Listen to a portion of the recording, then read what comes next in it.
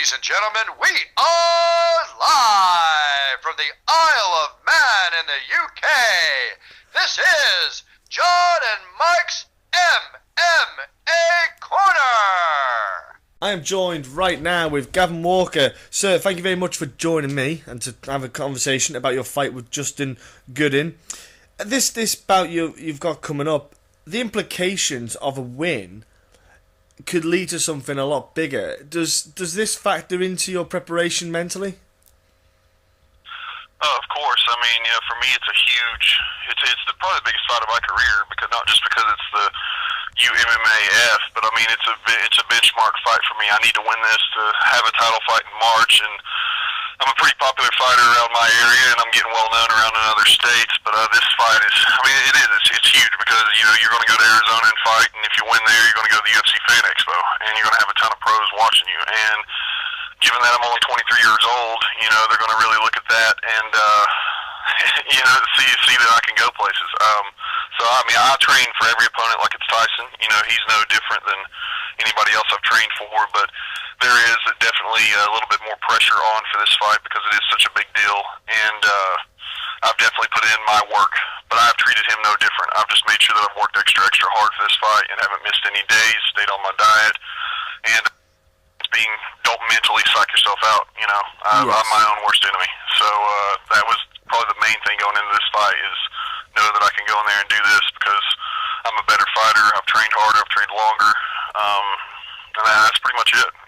I was going to say, mental aspect is a huge part of it. The mental strength to push yourself through training, to have the strength to believe in yourself, but at the same time, like you say, not psych yourself out, not beat yourself out of a fight before it's even began. It's a lot of fighters' downfall, really, that is.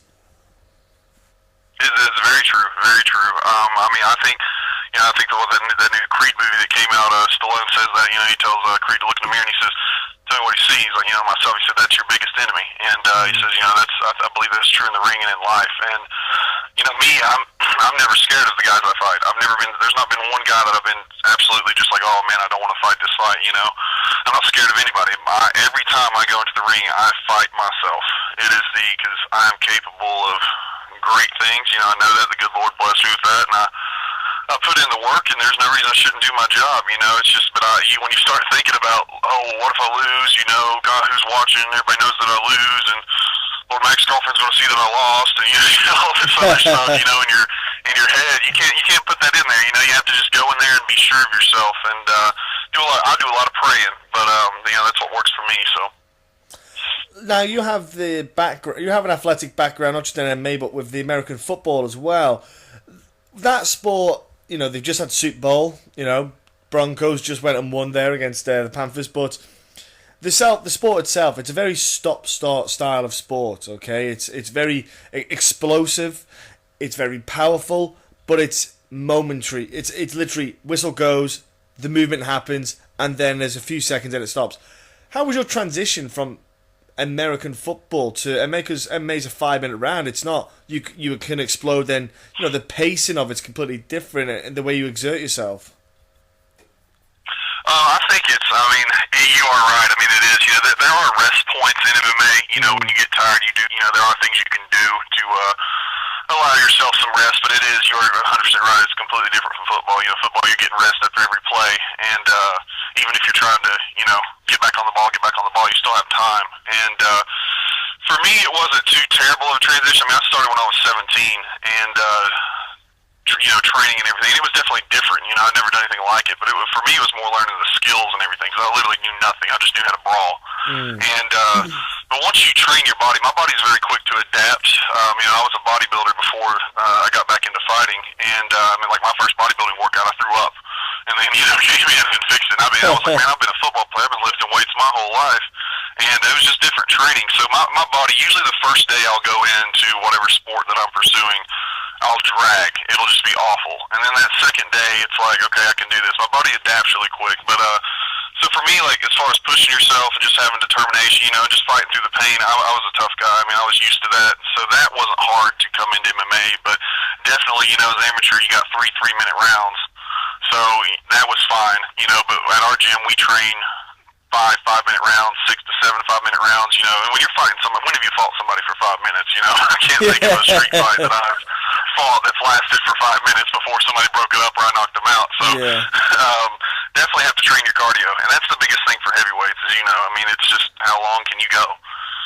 I was going to say that is a huge factor. I've spoken to heavyweights before. With your background with the American football, do you feel the conditioning helped in that factor? Do you think that really played a part? Having that, you obviously had that conditioning beforehand. Do you think it helped? I think partially, yeah. I think it definitely helped.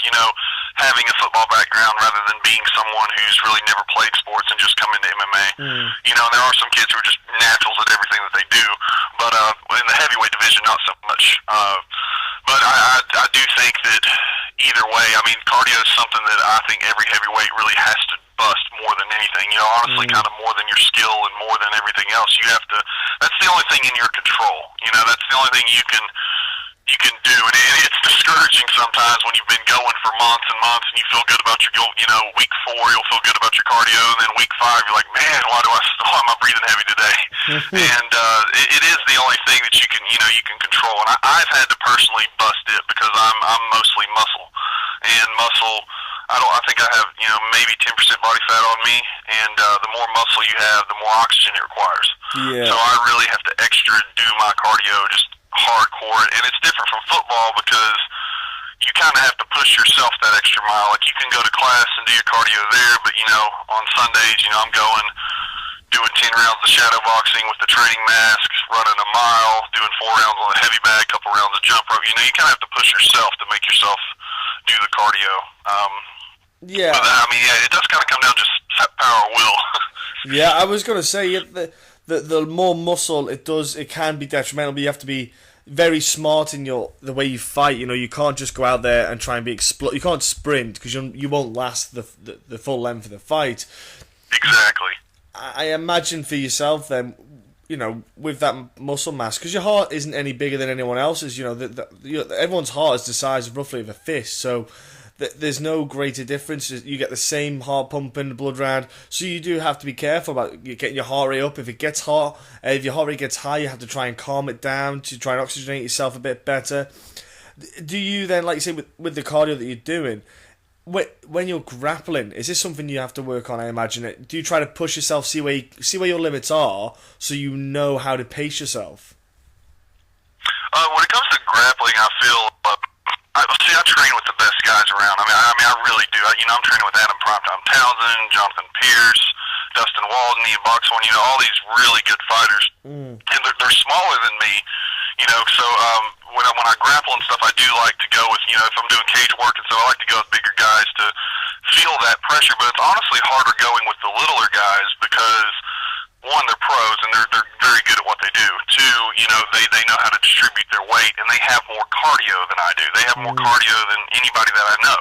Yeah. So going with them helps me the most. When it comes to grappling, I can roll for a while. I really don't get too tired grappling. There are those times where you get in that position that just really sucks, and you're like, oh man, just get off me, But the main thing I think that tires me out the most, and it tires everybody. Every time we come to class, we're like, we dread wrestling. We're good at it, and you have to do it. But I think, I played around wrestling with some of the guys in high school, getting ready for matches. I never wrestled in high school, but it's very tiring. I think that whole, sprawling, backing up, working your underhooks while somebody's digging their shoulder into you. That I think drains your cardio more than grappling does. I feel very fluid with rolling.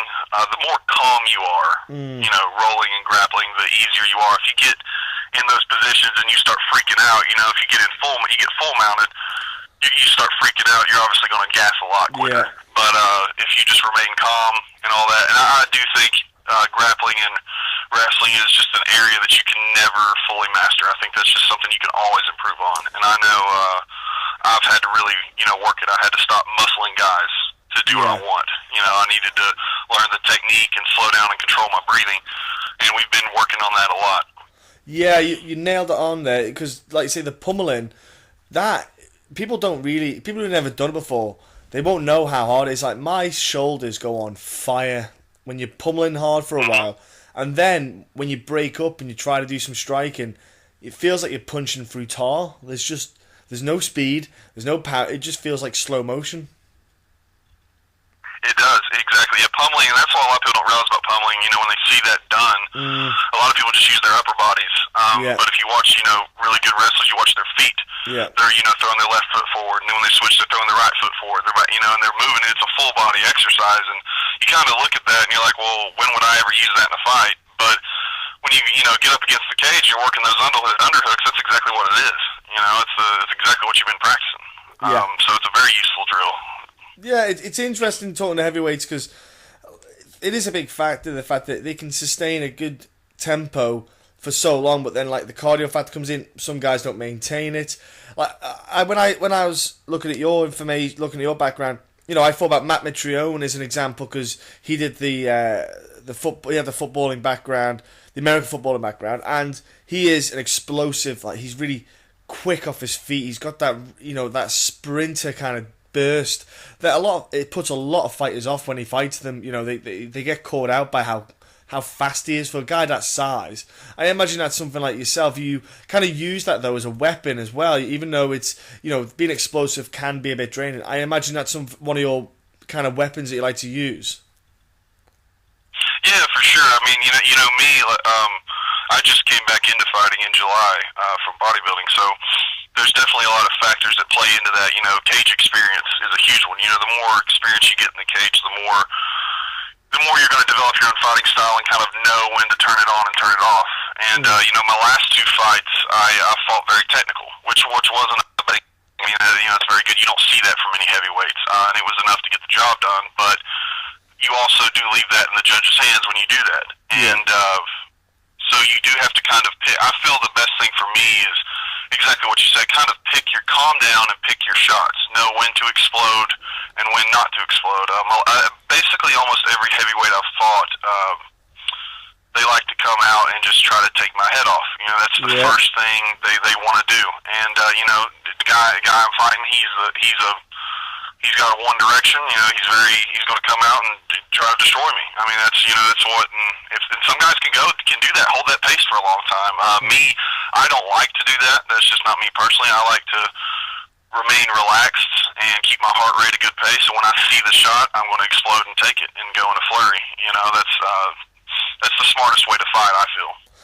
Well, if Justin brings his style and you've got your style, that makes it for quite an interesting bout then with the pair of you, because you're two different styles who can implement their game plan, who can implement their style in the fight to make it more effective. It is an interesting fight, and like I say, that what's even kind of more interesting is that it's a qualifier, like we say, to potentially progress on to end up fighting at UFC Fight Week, at the World Championships, which again, huge exposure, huge opportunity, and just really good experience. I love what they're doing. I love the work that the UMMAF are doing to get the exposure and also to get the experience for these fighters like yourselves. Now, the opportunities, it's really kind of helping the amateur scene. It gives it more meaning. It gives yourselves a bit of a goal to shoot for as well before you want to even hit the pro ranks. Exactly. Yeah, it 100% does. I think it's a great opportunity, and it doesn't come around very often. And a lot of amateur MMA has been overlooked over the years. And now it's such a growing sport. And technically, it's kind of like school. Elementary school, those little kids are going to be our future. It's the same with MMA. Amateur is going to be the future. They're going to be the future pros. And I look at it as if you win this fight, you're going down to Arizona. It doesn't matter. And if you make it to Fight Week, it doesn't matter if you get your tail beat down there, at Fight Week. It doesn't matter because they're going to look at it and they're going to say, oh, look, this dude's huge. He's 23 years old and he's lost a fight. Like, come on, we're going to give this kid a call again. You know what I mean? So it's,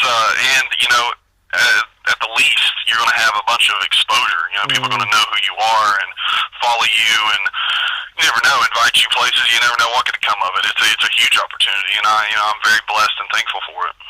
So you're taking on Justin Goodin. It's going to happen. It's going to be an awesome, epic fight. Before you shoot off, Gavin, how about you give everyone at home your social media stuff so they can jump on and tune in? My social media, this one's pretty simple.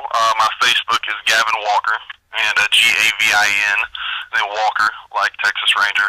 And I think my profile pic's a picture with my shirt off with my abs. I don't remember what it is right now.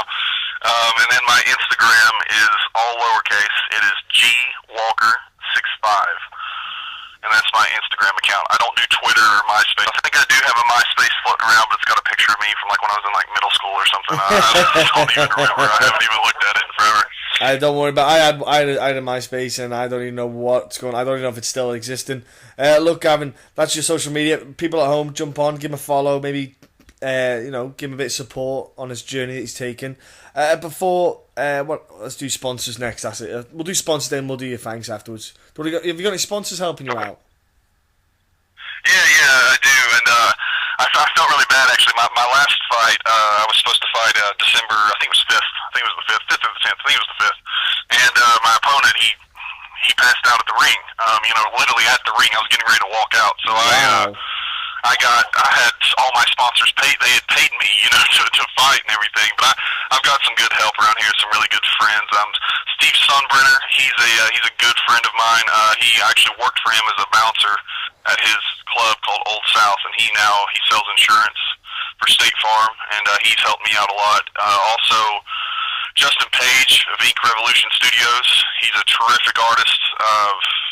Won countless awards, best in the area. He's done all my work. Basically, every fight I have, he'll do a piece on me. And great guy, like I said. I have Dakota Mullins' mother. She helps me out. He's one of my best friends, and her mother. They run a water line company, and they drill for that and dig those. And she helps me out, sponsors me, and all that. And also, Lifestyles Fitness Center. There's a barber shop in there called JC Mail, and they are also the best in the area. This is all in the Tri-Cities, so I don't know who wants to travel for all this, but if you're in the area, it's great. His name's Kenneth Kaiser, and he helps me out a lot as well. And that's about all off the top of my head I can think of. I hope I'm not forgetting someone. I want to hear about it later. But I'm always looking for new ones for sure. And that's those are my pretty religious ones, the ones that are about every fight, helping me out. So. It sounds like you got some good following backing up. Yeah, that's great, mate. Honestly, and the fact that they're local, people who listen to this, if you live in the local area, go maybe see some of these places, get your hair cut and stuff like that.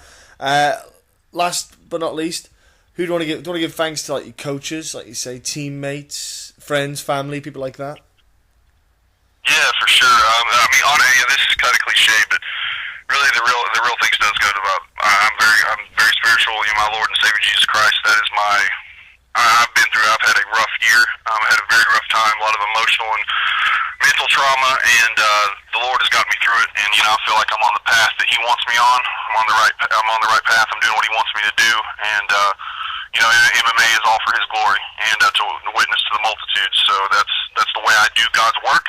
Is use my physical ability, because I'm smart, but I can't afford to go to school, so I gotta fight my way out. And the second thing, my team they're amazing. PK, Precision Kickboxing Academy. We go by the Evil Fight Team. Everybody in there, we push each other every day. I'd like to thank Dustin Walden for coaching me, Ian Boxhorn, Adam Townsend, old Prime Time. He's a big name, and he's really those three guys. I'm really close to them outside of the gym as well, and I'm close to everybody in that gym. Jonathan Pierce, I'd like to thank him. He's an upcoming fighter, pro fighter, great guy. He's helped me out, giving me the mental talks before the fights and everything. I wouldn't name off everyone in the gym, but I'm going to forget somebody, so I don't want to, but I'll give it a go. Linda Gray, Alex McKinney, Brandon Bell, Robert, cannot remember his last name off the top of my head. I've got 4, and then I can't remember. I'm freaking out because I can't remember everybody right now. There's way too many. Stephen Hagg comes down and trains with us. Brandon Bell from Kentucky, he comes down. And Matt McKenna, he's also my boss at work, but I fight with him too, so that's fun. We get to punch each other in the face while we're on our work break. Yeah, sounds good. But all those guys, I like to thank my mom and dad. They're terrific parents. Couldn't ask for more. They've been with me through it all, and all my family, friends, who support me and follow me on Facebook and just really wish me the best. I can't say enough of how great that is to have them in my life. So very blessed. Awesome. Sounds like you got an absolutely fantastic circle of people there. Honestly, Gavin, thank you very much for your time. I want you to have a great fight. I want you to have a great time. Just enjoy the whole weekend and experience, alright? I appreciate that, sir. Thank you very much. Thank you for having me on your show. I really appreciate that. No, our absolute pleasure for having you on.